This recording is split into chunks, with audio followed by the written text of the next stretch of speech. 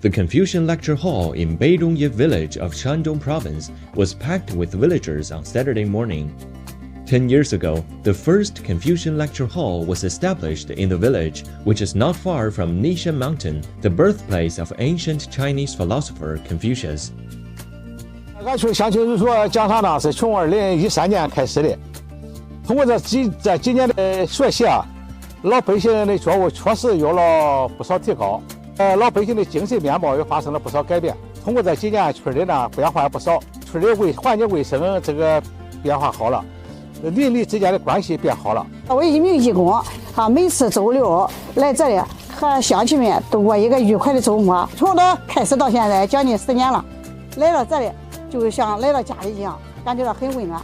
Over the past 10 years, Shandong has established over 22,000 Confucian lecture halls in rural areas and conducted over 120,000 cultural activities yearly.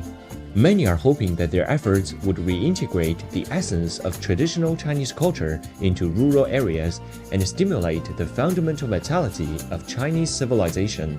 我们将不断丰富授课内容，持续高效开展儒学讲堂活动，强化群众互动，让群众真正切身感受到传统文化的魅力，让优秀传统文化真正走进群众心里。